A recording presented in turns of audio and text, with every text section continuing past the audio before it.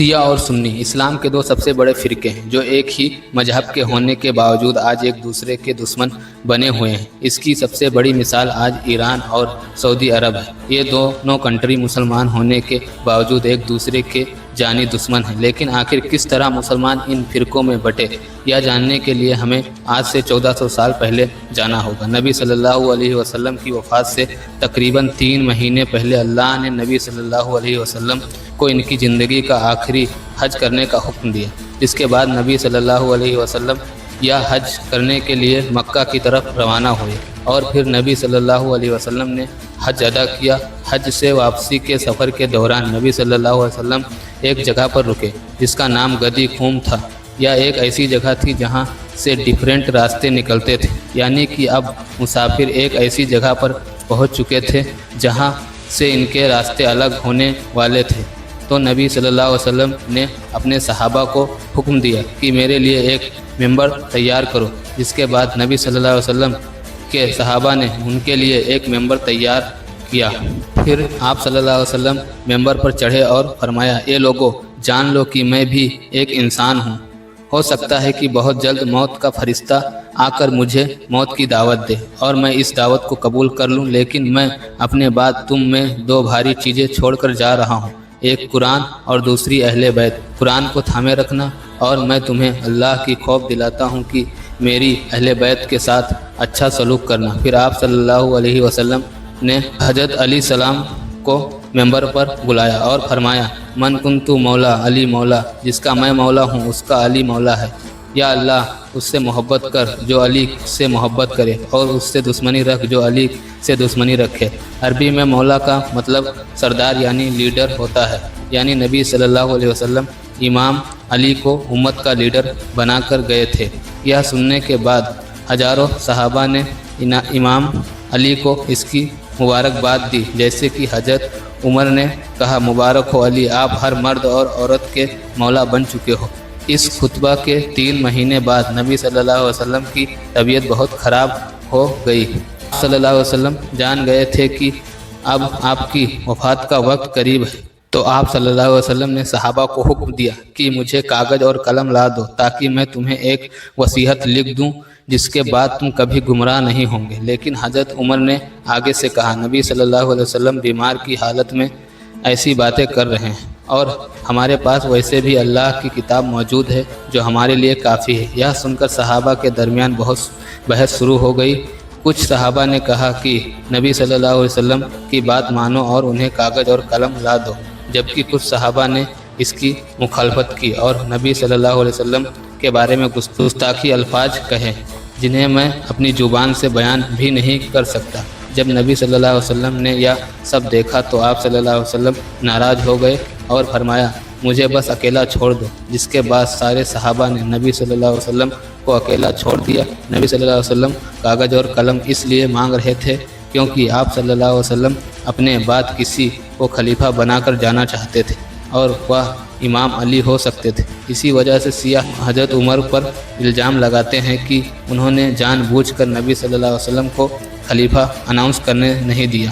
اگر دیکھا جائے تو اس حدیث میں الفاظ ہیں کہ نبی صلی اللہ علیہ وسلم نے فرمایا، لاؤ قلم اور کاغذ تاکہ میں تمہیں وصیت لکھ دوں جس کے بعد تم کبھی گمراہ نہیں ہوں گے۔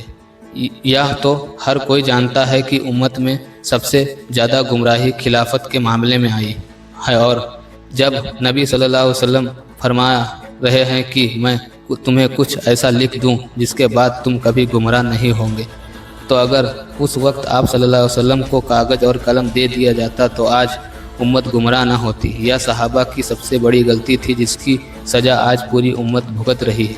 اسی کی وجہ سے عبداللہ بن عباس جو نبی صلی اللہ علیہ وسلم کے چچا جات بھائی تھے، وہ ساری زندگی اس پر رویا کرتے تھے اور فرماتے تھے کہ اس دن صحابہ نے نبی صلی اللہ علیہ وسلم کے ساتھ جو بھی کیا وہ بہت غلط تھا۔ اور کمال کی بات یہ ہے کہ عبداللہ بن عباس ساری زندگی امام علی کے ساتھ رہتے تھے۔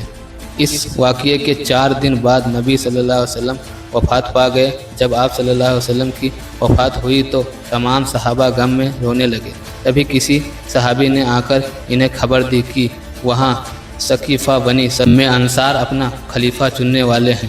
यह सुनकर हजरत अबू बकर और हजरत उमर फ़ौरन वहाँ चले गए, जबकि इमाम अली अलैहिस्सलाम नबी सल्लल्लाहु अलैहि वसल्लम के साथ ही रहे, क्योंकि वह आप सल्लल्लाहु अलैहि वसल्लम की तदफीन छोड़कर नहीं जाना चाहते थे। नबी सल्लल्लाहु अलैहि वसल्लम ने फरमाया था कि मुझे अली और मेरे चचा अब्बास की दफन करेंगे। सिर्फ इमाम अली ही नहीं, हजरत जुबैर, हजरत सलमान फारसी, हजरत मिकदाद, हजरत बिलाल और हजरत साद बिन उबैद भी नबी सल्लल्लाहु अलैहि वसल्लम को छोड़कर नहीं गए। सकीफ़ा बनी सादा पहुंचकर हजरत अबू बकर ने अंसार को कहा कि नबी सल्लल्लाहु अलैहि वसल्लम कुरैश में से थे, तो आप खलीफा भी कुरैश में से ही होना चाहिए।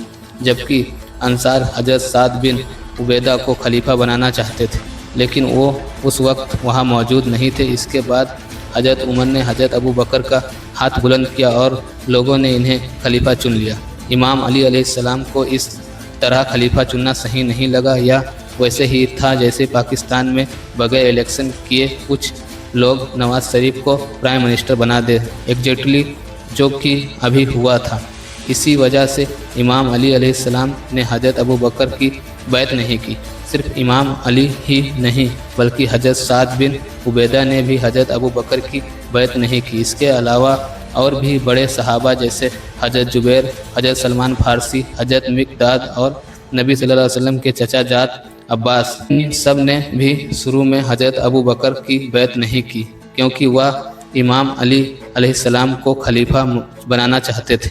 हजरत अबू बकर ने खलीफा बनने के ही हजरत फातिमा अलैहिस्सलाम एक दिन हजरत अबू बकर के पास आई और उनसे नबी सल्लल्लाहु अलैहि वसल्लम के फदर के बाग मांगने, जो नबी सल्लल्लाहु अलैहि वसल्लम की ज़िंदगी में सबसे आपकी प्रॉपर्टी थी, लेकिन हजरत अबू बकर ने इन्हें वह बाग देने से इनकार कर दिया और कहा कि नबियों की कोई विरासत नहीं होती। इस बात पर हजरत फातिमा अलैहिस्सलाम नाराज़ हुई और अपनी वफ़ात तक हजरत अबू बकर से नाराज़ रहीं। यहाँ तक कि हजरत फातिमा अलैहिस्सलाम को इंतकाल हुआ तो इमाम अली अलैहिस्सलाम ने हजरत अबू बकर और हजरत उमर को इस बारे में नहीं बताया और हजरत फातिमा अलैहिस्सलाम को रात के अंधेरे में दफन किया। हजरत फातिमा अलैहिस्सलाम की वफ़ात के बाद इमाम अली अलैहिस्सलाम ने रियल लाइफ अच्छा नहीं था, यानी कि लोग उनसे बात नहीं करते थे, क्योंकि इमाम अली अलैहिस्सलाम ने हजरत अबू बकर की बैत नहीं की थी। यह देखकर इमाम अली अलैहिस्सलाम ने हजरत अबू बकर को अपने घर बुलाया और कहा कि हजरत उमर को अपने साथ न लाना। इसके बाद हजरत अबू बकर ने घर आए और इमाम अली अलैहिस्सलाम ने फिर सब लोगों के सामने हजरत अबू बकर की बैत कर ली। तब तमाम इंसिडेंट्स आज भी इस्लाम के सबसे कंट्रोवर्सी टॉपिक्स हैं, जिन पर मुसलमान आज तक एक दूसरे से लड़ते हैं। इन्हीं वाक़यात की वजह से उस वक्त मुसलमानों में इख्तिलाफ शुरू हो गए थे, लेकिन इसके बाद एक बहुत बड़ा तूफ़ान आने वाला था, जिनसे पूरी उम्मत को तोड़कर रख दिया। हजरत अबू बकर की खिलाफत के बाद अगले खलीफा हजरत उमर बने। हजरत उमर के दौर में कोई फिर खड़ा नहीं हुआ। इनका दौर मुसलमानों के लिए एक गोल्डन पीरियड था, लेकिन जब हजरत उमर की वफ़ात का वक्त करीब आया तो उन्होंने 6 लोगों की कमेटी बनाई और फरमाया कि अगला खलीफा इन 6 लोगों में से चुना जाएगा। जिसके बाद हजरत उस्मान को खलीफा चुन लिया गया। बस यही मुसलमानों की सबसे बड़ी गलती थी। हजरत उस्मान ने खलीफा बनते ही अपने रिश्तेदारों को गवर्नर बनाना शुरू कर दिया।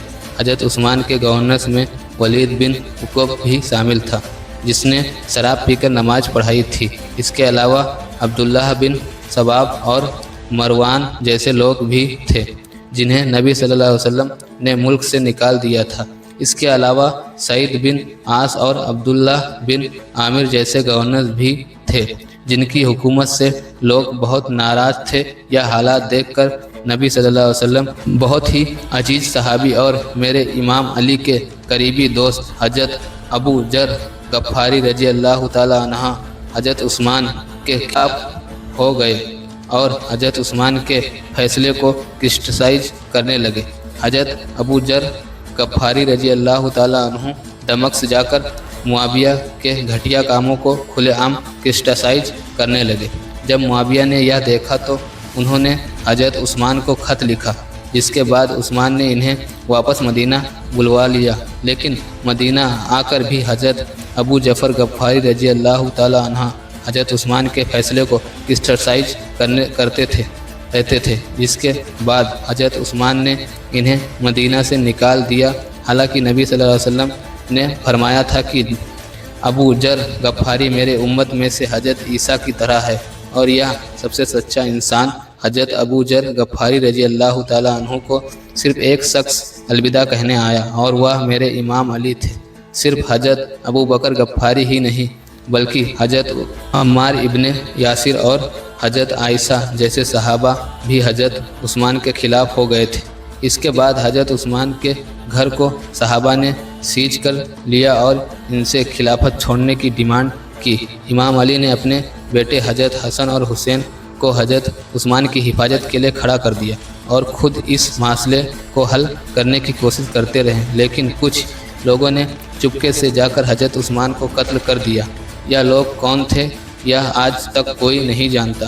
حضرت عثمان کی شہادت کے بعد پوری اسلامی سلطنت کی حالت بگڑ چکی تھی، کیونکہ حکومت کرپٹ گورننس کے ہاتھوں میں تھی، اور اس سب سے ٹھیک کرنے کے لیے لوگوں نے امام علی علیہ السلام کو خلیفہ بنا دیا۔ امام علی علیہ السلام کے خلیفہ بنتے ہی حضرت عائشہ رضی اللہ تعالیٰ عنہ امام علی علیہ السلام کے خلاف کھڑی ہو گئی، کیونکہ وہ چاہتی تھی کہ امام علی علیہ السلام حضرت عثمان کے قتل کا بدلہ لے، لیکن امام علی علیہ السلام جانتے تھے کہ اس سے اور زیادہ فتن اٹھے گا اور یہ صحیح وقت نہیں ہے۔ لیکن حضرت عائشہ نے امام علی علیہ السلام کی بات نہیں مانی، جس وجہ سے امام علی اور حضرت عائشہ کے درمیان جنگ جمل ہوئی۔ اس جنگ کے بعد معاویہ کھڑا ہوا، اور کیونکہ اسے حضرت عثمان نے گورنر لگایا تھا، لیکن امام علی علیہ السلام نے خلیفہ بنتے ہی اسے گورنر کی پوسٹ سے ہٹا دیا، کیونکہ یہ ایک نمبر کا گھٹیا اور کرپٹ انسان تھا۔ معاویہ کو یہ برداشت نہیں ہوا تو امام علی علیہ السلام نے اس سے جنگ کی، لیکن یہ بزدل بچ گیا۔ اس کے بعد خارجی امام علی علیہ السلام کے خلاف کھڑے ہو گئے۔ پھر امام علی علیہ السلام نے خارجیوں کے ساتھ جنگ کی، جس کے بعد انہی خارجیوں نے امام علی علیہ السلام کو شہید کر دیا۔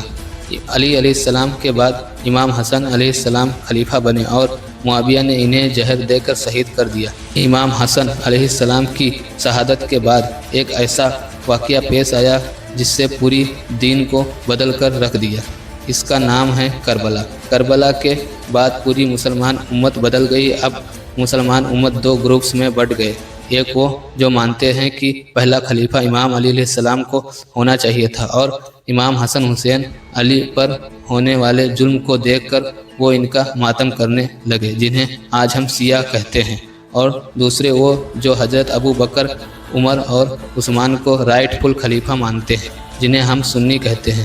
اسی وجہ سے دونوں فرقوں میں اختلاف ہونے لگے۔ شیعہ امام علی علیہ السلام کو پہلا خلیفہ مانتے تھے، کیونکہ نبی صلی اللہ علیہ وسلم نے گدی خون پر ان کا ہاتھ بلند کیا تھا، جبکہ سنی حضرت ابو بکر کو پہلا خلیفہ مانتے تھے۔ اس کے علاوہ بھی دونوں فرقوں میں اور اختلاف بڑھنے لگے، جیسے کہ شیعہ 12 امام کو مانتے ہیں، جو نبی صلی اللہ علیہ وسلم کے بعد امت کے امام تھے، اور وہ ماتم کیوں بھی جائز سمجھتے ہیں، جبکہ سنی ان کو صحیح نہیں سمجھتے۔ اس کے علاوہ حضرت ابو بکر کا حضرت فاطمہ کو ان کا حق نہ دینا، حضرت عمر کا نبی کو قلم نہ دینا، اور حضرت عائشہ کا امام علی کے خلاف کھڑے ہونا، یہ سارے انسیڈنٹس ان کے درمیان دیوار بن گئے۔ اسی طرح امت میں دو فرقے بٹ گئی۔ پھر امیہ خلافت کے بعد جب عباسی خلافت آئی تو سنی فرقہ 4 حصوں میں بٹ گیا: حنفی، مالکی، شافعی اور حنبلی۔ اور اسی طرح ان دو فرقوں میں سے آگے اور بہت سارے فرقے نکلے، جو کہ آج آپ دیکھ سکتے ہیں، جیسے ہی کہ نبی صلی اللہ علیہ وسلم نے فرمایا تھا کہ میری امت میں 73 فرقے میں بٹ جائے گی۔ سبسکرائب